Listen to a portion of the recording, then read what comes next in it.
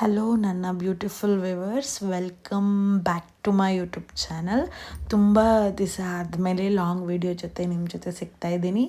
ಯುಗಾದಿ ಹಬ್ಬದ ಹಿಂದಿನ ದಿನದ್ದು ವ್ಲಾಗ್ ಆಗಿರುತ್ತೆ ಇದು. ಪ್ರಿಪ್ರೇಷನ್ ಮಾಡ್ಕೊತಿದ್ದೆ, ಅಂದರೆ ನನ್ನ ಮನೆಯೆಲ್ಲ ಕ್ಲೀನಿಂಗ್ ಆಲ್ರೆಡಿ ಮಾಡಿಬಿಟ್ಟಿದ್ದೆ 1 ವೀಕ್ ಬಿಫೋರೇ. ದೇವ್ರ ಸಾಮಾನೇನು ಎಲ್ಲ ಇತ್ತು ಮನೆಯಲ್ಲಿ, ಅಂದರೆ ಮಾವಿನ ಎಲೆ, ಬೇವಿನ ಸೊಪ್ಪು ಎಲ್ಲ ತರಬೇಕಿತ್ತು. ಅದಕ್ಕೆ ಬೆಳಗ್ಗೆಯಿಂದ ನಾನು ಆಫೀಸ್ಗೂ ಹೋಗಿರಲಿಲ್ಲ. ಮಧ್ಯಾಹ್ನದ ಮೇಲೆ ಒಟ್ಟಿಗೆ ಹೋದರೆ ಆಯಿತು ಅಂದ್ಬಿಟ್ಟು ಹೋಗ್ತಿದ್ದೆ. ಆಫೀಸ್ಗೆ ಹೋಗಿದ ತಕ್ಷಣ ಕಸ್ಟಮರ್ಸ್ ಇದ್ದರು. ಯುಗಾದಿ ಟೈಮ್ ಅಲ್ವಾ, ವಾಕಿನ್ಸ್ ಇರ್ತಾರೆ, ಬಟ್ ಬುಕಿಂಗ್ ಕಸ್ಟಮರ್ಸ್ ಎಲ್ಲ ಇದ್ದರು. ನಾನು ಏನು ಅಟೆಂಡ್ ಮಾಡ್ತಿರಲಿಲ್ಲ, ಅವರೇ ಅಟೆಂಡ್ ಮಾಡ್ತಿದ್ರು. ನಾನು ಸ್ವಲ್ಪ ಹಂಗೆ ಸಹನ ಜೊತೆ ಮಾತಾಡಿಕೊಂಡು, ಶೋರೂಮ್ ಹುಡುಗನ ಜೊತೆ ಚೇತು ಜೊತೆ ಮಾತಾಡಿಕೊಂಡು ಇದ್ದೆ. ಆಮೇಲಿಂದ ಕಸ್ಟಮರ್ಸ್ ಇದ್ದಾರೆ, ಬರೋದು ಲೇಟ್ ಆಗುತ್ತೆ, ಸಹನನ ಕರ್ಕೊಂಡು ಹೋಗು ಅಂತಂದರು. ಅಲ್ಲೇ ನಮ್ಮ ಶೋರೂಮ್ ಹತ್ರನೇ ಎಲ್ಲನೂ ಸಿಗುತ್ತೆ ಈಗ. ಅಲ್ಲೇ ಹೋಗಿದ್ದೆ. ಶೋರೂಮ್ಗೂ ಹಂಗೆ ಪರ್ಚೇಸ್ ಮಾಡಿಬಿಡ್ತೀನಿ, ಪೂಜೆಗೆ ಏನೇನು ಬೇಕು ಅಂತ ಒಟ್ಟಿಗೆ. ಅಲ್ಲೇ ಹೂವು ತೊಗೊತಿದ್ದೆ. ತುಂಬ ರೇಟು ಮಾತಾಡ್ಸೋಕ್ಕಾಗಲ್ಲ. ನನಗೆ ಮಲ್ಲಿಗೆ ಹೂವು ಅಂದರೆ ತುಂಬ ಇಷ್ಟ, ಬಟ್ ಅದಂತೂ 80 ರೂಪಾಯಿ ಮೊಳ ಹೇಳ್ತಾಯಿದ್ರು. ತೊಗೊಳ್ಳಿಲ್ಲ. ಆಮೇಲಿಂದ ಅಲ್ಲಿ ತೊಗೊಳ್ಳಿಲ್ಲ ಅಂತ ಇನ್ನೊಂದು ಕಡೆ ಬಂದೆ, ಅಷ್ಟು ಚೆನ್ನಾಗಿರಲಿಲ್ಲ.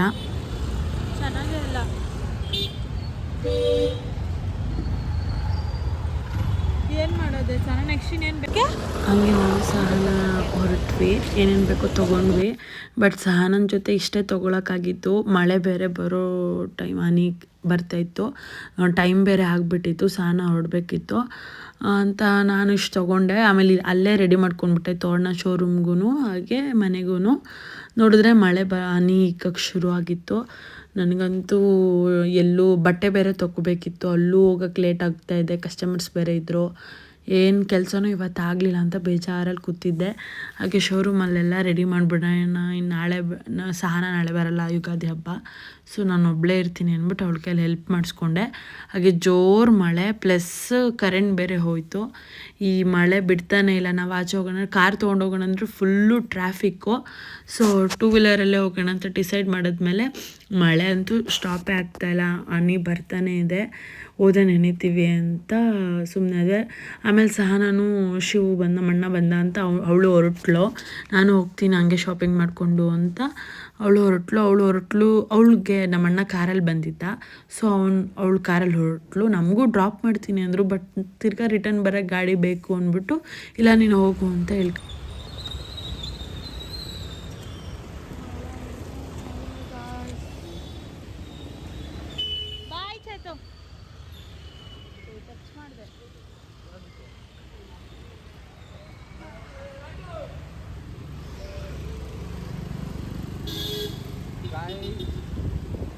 ಮನೇಲಿ ಹೋಗ್ತಾ ಇದ್ದೀವಿ. ನಾವು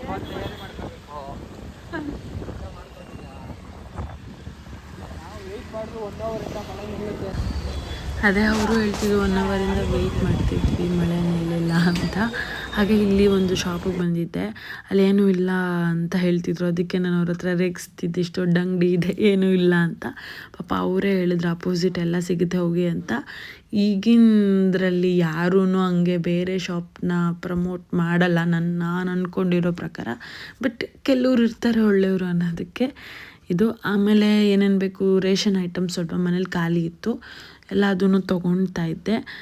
ಆಮೇಲಿನ ಅಲ್ಲೂ ಫುಲ್ ಜೋರು ಮಳೆ ನಿಂತೇ ಇರಲಿಲ್ಲ. ಅಲ್ಲಿ ಕೊಬ್ಬರಿ ಹೆಂಗಿರೋ ಪಾರ್ಸಲ್ ಮಾಡ್ಕೋಬೇಕಾದ್ರೆ ಒಂದು ಸ್ವಲ್ಪ ಕಟ್ ಮಾಡಿ ತಿಂತಿದ್ವಿ ನಾನು ಮತ್ತು ತನು. ಅದು ತುಂಬ ಮೆಮೊರಿ ನೆನಪಿಸ್ಕೊತಿದ್ವಿ. ಅವಾಗ ಚಿಕ್ಕ ವಯಸ್ಸಲ್ಲೆಲ್ಲ ನಮ್ಮ ಮನೇಲಿ ಸ್ನ್ಯಾಕ್ಸ್ ಏನಾರ ಕೇಳಿದ್ರೆ ಕೊಬ್ಬರಿ ಬೆಲ್ಲ ಕೊಡೋರು, ಸಖತ್ತಾಗಿ ಟೇಸ್ಟ್ ಇರೋದು. ತುಂಬ ಮಳೆ ಬರ್ತೈತೆ, ಎಲ್ಲ ಒಂದು ಕಡೆ ನಿಂತಿದ್ದೀವಿ ನೋಡಿ, ಚಳಿ ತಡೆಯೋಕ್ಕಾಗ್ತಾ ಇದೆ.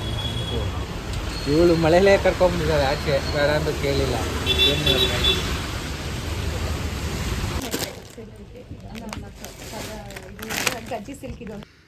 ಆಮೇಲೆ ಮಳೆ ಫುಲ್ಲು ನಿಂತಿರಲಿಲ್ಲ, ಆದ್ರೂ ಹೋಗೋಣ ಈಗ ಮಳೆ ಹಿಡಿದ್ರೆ ಇನ್ನು ಬಿಡಲ್ಲ ಅಂದ್ಬಿಟ್ಟು ಸ್ವಲ್ಪ ಮಳೆಯಲ್ಲೇ ನಿಂತ್ಕೊಂಡು ಬಟ್ಟೆ ಅಂಗಡಿಗೆ ಹೋದ್ವಿ. ಬಟ್ಟೆ ಅಂಗಡೀಲಿ ತುಂಬ ಕಲೆಕ್ಷನ್ಸ್ ಏನಿರಲಿಲ್ಲ, ಯಾಕಂದರೆ ಯುಗಾದಿಗೆ ಆಲ್ರೆಡಿ ಖಾಲಿ ಆಗಿಬಿಟ್ಟಿದೆ, ತಿರ್ಗಾ ಕಲೆಕ್ಷನ್ಸ್ ತರಿಸ್ತೀನಿ ಅಂದರು. ನನಗೆ ಹಬ್ಬಕ್ಕೆ ಬೇಕೇ ಬೇಕಲ್ಲ ಅಂದ್ಬಿಟ್ಟು ಒಂದು ಸೆಲೆಕ್ಟ್ ಮಾಡಿಕೊಂಡೆ. ತುಂಬ ಚೆನ್ನಾಗಿರುತ್ತೆ ಇಲ್ಲಿ. ನಾನು ಇದು 3-4 ಸತಿ ವಿಸಿಟ್ ಮಾಡ್ತಿದ್ದೀನಿ. ತುಂಬ ಚೆನ್ನಾಗಿರುತ್ತೆ. ಅದಕ್ಕೆ ಇಲ್ಲಿ ನನಗೆ ಇಲ್ಲಿ ಕ್ಲಾತ್ ಅಂತೂ ಎಲ್ಲೂ ಸೆಟ್ಟೇ ಆಗಲ್ಲ. ಆನ್ಲೈನಲ್ಲೂ ಸೆಟ್ ಆಗ್ತಿಲ್ಲ, ಯಾವ ಶಾಪಲ್ಲೂ ಸೆಟ್ ಆಗ್ತಿಲ್ಲ. ಯಾಕಂದರೆ ಒಂದು ಸತಿ ವಾಶ್ ಆಗಿದ ತಕ್ಷಣ ತುಂಬ ಕಲರ್ ಡಲ್ ಆಗಿಬಿಡುತ್ತೆ, ಇಲ್ಲ ಸಿಂಕ್ ಆಗಿಬಿಡುತ್ತೆ, ಏನಾರ ಒಂದು ಪ್ರಾಬ್ಲಮ್ ಆಗಿಬಿಡುತ್ತೆ. ಆ ಶಾಪಲ್ಲಿ ಆ ಥರ ಇಲ್ಲ. ಆಮೇಲಿಂದ ತರಕಾರಿಗಳು ತೊಗೊಬೇಕಿತ್ತು ಮನೆಗೆ. ಸ್ವಲ್ಪ ನಾಳೆಗೆ ತರಕಾರಿಗಳು ತೊಗೊಂಡು ಹೊರಟೆ. ಮನೇಲಿ ಇಷ್ಟು ತೊಗೊಂಡು ಬಂದಿಟ್ಟು ಎಷ್ಟು ಕೆಲಸ ಇರುತ್ತೆ ಅಂದರೆ, ಅವಾಗೆಲ್ಲ ನಮ್ಮಮ್ಮ ಮಾಡೋರು, ನಾವು ಆರಾಮಾಗಿ ಕೂತ್ಕೊತಿದ್ವಿ. ಇವಾಗ ನಾವು ಮಾಡ್ತಿದ್ದೀವಲ್ವ, ನಮ್ಗೆ ಗೊತ್ತಾಗುತ್ತೆ. ಅವಾಗ ನಮ್ಮಮ್ಮ ಹೇಳ್ತಿರ್ಬೇಕಾದ್ರೆ ನಾವು ಅಷ್ಟು ಕೇರ್ಲೆಸ್ ಮಾಡ್ಕೊತಿದ್ವಿ ಹೋಗು ಅಂತ. ಬಟ್ ಈಗ ನಾವು ಪ್ರತಿಯೊಂದು ಮಾಡಬೇಕಾದ್ರೆ ಅವ್ರ ಜಾಗದಲ್ಲಿ ನಿಂತು ನೋಡಿದಾಗ ಎಷ್ಟು ಕಷ್ಟ ಇರುತ್ತೆ, ಪ್ರತಿಯೊಂದು ಮನೆಯಲ್ಲಿ ಎಲ್ಲನೂ ನೋಡಿ ಮಾಡಬೇಕು ಅಂತ ಗೊತ್ತಾಗ್ತಿತ್ತು. ನಾನು ಈ ಮುಖಾಂತರ ನಾನಂತೂ ತುಂಬ ನೆನೆಸ್ಕೊತಿದ್ದೆ ಅಮ್ಮನ್ನ. ಯಾಕಂದರೆ A to Z ಅಮ್ಮ ಎಲ್ಲ ಮಾಡಿಟ್ಟಿರೋರು ಪ್ರತಿಯೊಂದು ಹಬ್ಬಗಳಿಗೂ. ಅಷ್ಟು ತಲೆನೋವೇ ಇರ್ತಿರಲಿಲ್ಲ. ಈ ಸತಿ ಇಲ್ಲ ಅಮ್ಮ ನಾನೇ ಮಾಡ್ತೀನಿ ಅಂತ ಮಾಡ್ತಿರ್ಬೇಕಾದ್ರೆ ತುಂಬ ಕಷ್ಟ ಆಯಿತು.